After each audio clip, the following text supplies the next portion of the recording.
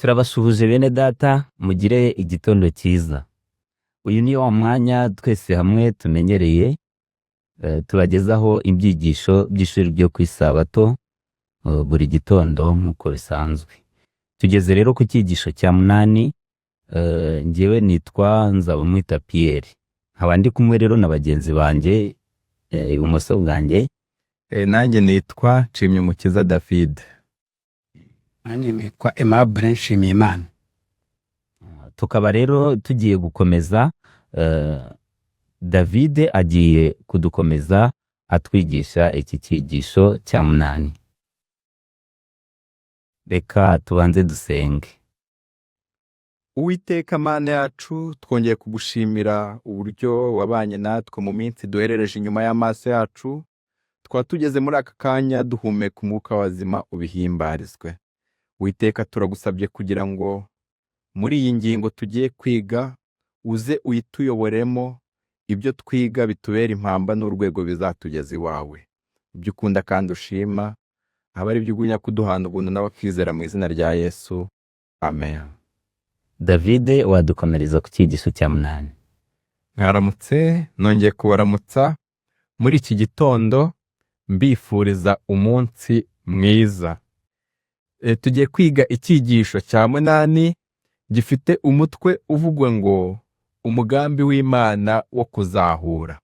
Muri iki cyigisho isomo ryo kuzirikanwa turabibona muri Mika ibice 6 umurongo wa 3 n'uwa 4. ahabanza haragira hati: yewe bwoko bwanjye nakugize nte, icyo nakuruhijeho ni iki, ukimpamye. Nakuzamuye muvana mu gihugu cya Egiputa, ndakurokora ngukura mu nzu y'uburetwa. Nyirango rero hano aya ni amagambo Uwiteka yabazaga ubwoko bwe. Mu magambo tubona mu mwuka wanuzi mu gitabo cy'ibihamya by'itorero volume ya 8 page ya 275 hari amagambo agira ati: nta mubyeyi wo ku isi wigeze yinginga umwana we wayobye abigiranye umwete nk'uko uwaturemye yinginga umunyabyaha. Ngira ngo rero hano iki cyigisho cya munani gifite umutwe uvuga ngo umugambi w'Imana wo kuzahura.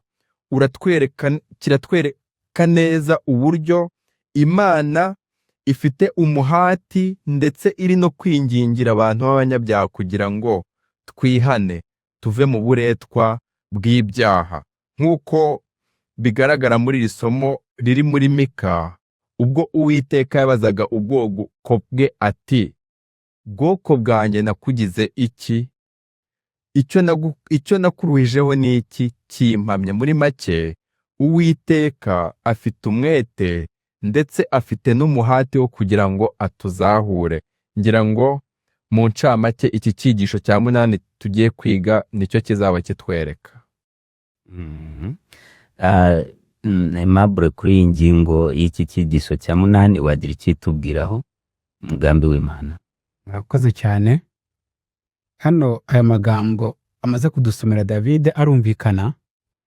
Uyu mugambi w'Imana wo kuzahura nta wundi ni ukubera ko Uwiteka Imana yabonye yuko twamaze gusayisha bikomeye. Tugiye kubireba mu Bisirayeli ko byabagendekeye mu gihe cy'umuhanuzi Mika, ariko birenguriza no kuri iki gihe cyacu uburyo naze twasayishije tujya kure y'Imana cyane.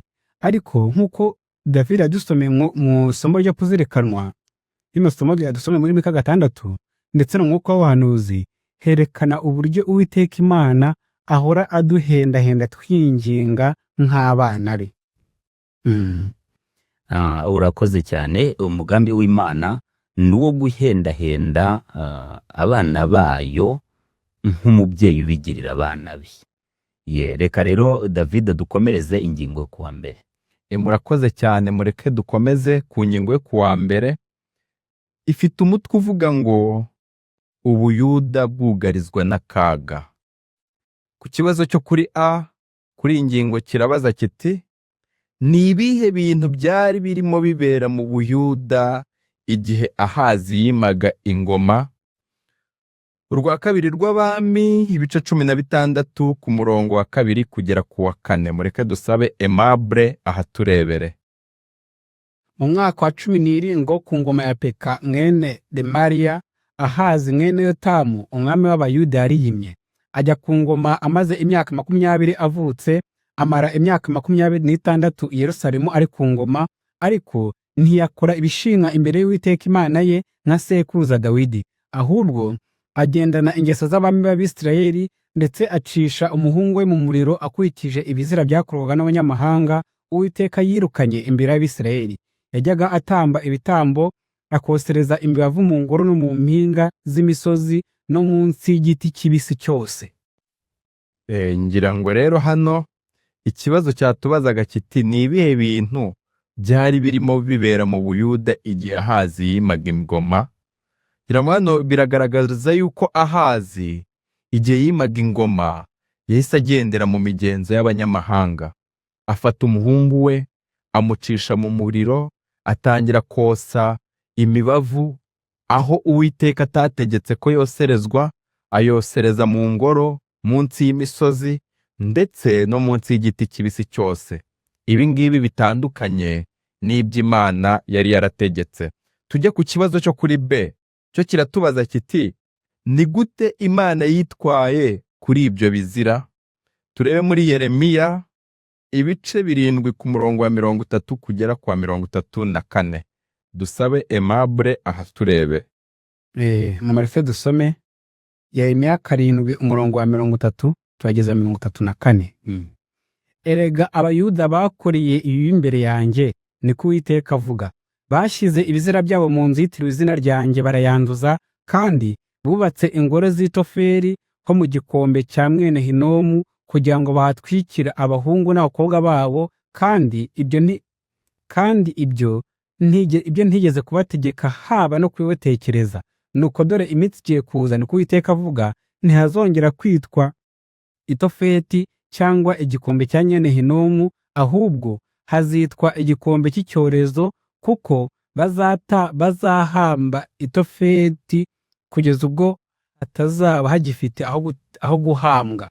Intumbi z'ubwoko zizaba ibyo kurya by'ibisiga byo mu kirere n'iby'inyamaswa zo mu isi, kandi ntawe uzabyirukana. Maze ijwi ry'umunezero n'ijwi ryo kwishima, ijwi ry'umukwe n'ijwi ry'umugeni nzabihoza bishire mu midugudu y'Ubuyuda no mu nzira z'i Yerusalemu, kuko igihugu kizaba kibaye umwirare.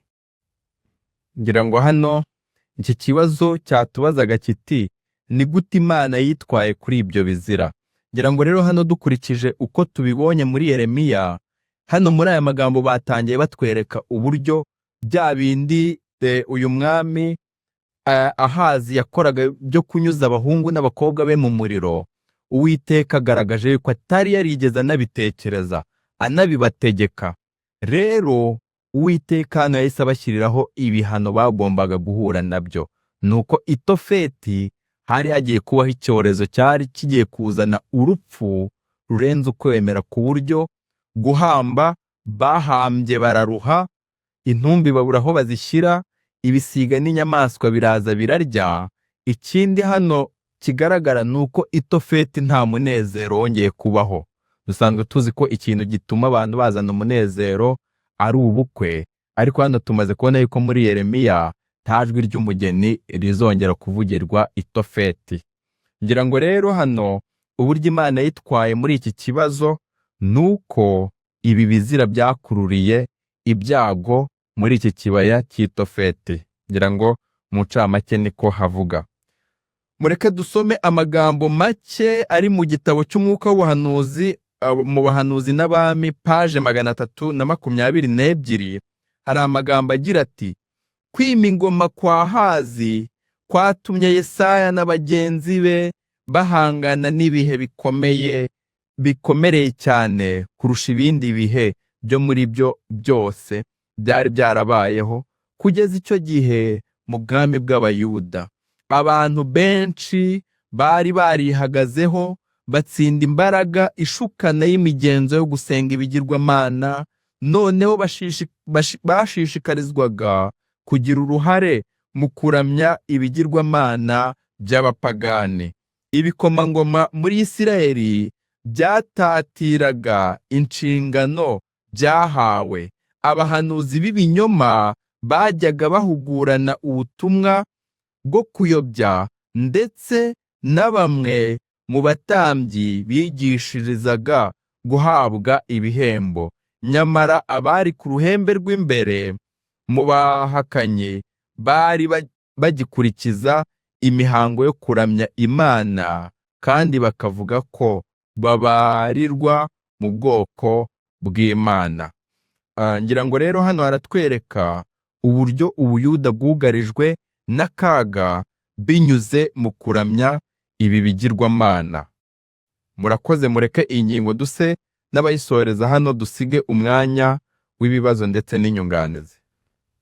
Reka tusabe Aimable atwunganire kuri iyi ngingo. Ngira ngo Aimable wabyumvise, ni igihe Abisirayeli bari barihaye gukorera ibigirwamana bakoresheje imbaraga zabo zose, kugeza n'ubwo abana babo babacisha mu muriro bakabatwika bakemera bushya. Izi ngaruka muri iki gihe watubwira bitugeraho gute? Mwumvise Ubuyuda akaga kari kabwugarije ni ugusayisha mu bibi bukomeye. Ko gusayisha mu bibi kwatumye Imana ubwayo ifata icyemezo ibinyujije mu muhanuzi Yeremiya yuko igiye kubibahanira. Nyamara nk'uko mwamubimbajijeho, aka kaga kari kugarije Ubuyuda no kuri iki gihe kariho. Ariko ikibabaje nuko muri iki gihe tutayibona nk'akaga. Natwe dusayisha mu bibi nk'uko Ahazi ndetse n'abari mu Buyuda bari bameze, ari ugasanga nta kintu bitubwiye. Icyakora twere kuzirikana neza yuko aka kaga kari kugarije Ubuyuda nk'uko tumaze kwibona kuri iyi ngingo kwa mbere, na n'ubu karatwugarije. Bityo dukwiriye kugira icyo dukora, buri muntu wese akatekereza ku cyo yakora kugira ngo yiyunge n'Imana, kuko nitagenda bityo natwe Imana izadufatira umwanzuro nk'uwo yafatiye Abayuda ikabinyuza mu muhanuzi Yeremiya. Murakoze cyane Aimable. Birumvikana yuko muri iyi minsi tugezemo bimeze rwose nka kiriya gihe Abisirayeli bari barimo Uwiteka karakara cyane agafata umwanzuro wo kubahana. N'ubu uyu munsi twegereje amateka akomeye cyane y'isi. Isi bose igiye guhabwa ibihano bikomeye, umuntu wese akwiriye kwiyarura. Ariko hano twabyumvishe Imana ifitiye impuhwe ubwoko bwayo buri mwese. Umuntu wese rero ukurikiye iki cyigisho yumve ko Imana ikimufitiye impuhwe yo kwiyarura akava mu bibi akagarukira Uwiteka. Imana ihabwa icyubahiro. Reka rero tugabikiriza ahangaha iki cyigisho. Mwakoze kudukurikirana, ariko turabibutsa kujya mukora subscribe ndetse na comment na share. Ufite ikibazo akabaza, nta kibazo akajya epfa aho babariza ibibazo akandika akabaza, turamusubiza. Dukurikirana ibibazo byanyu, amashimwe yanyu turayakurikirana. Murakoze, Imana ibaha umugisha. Amen.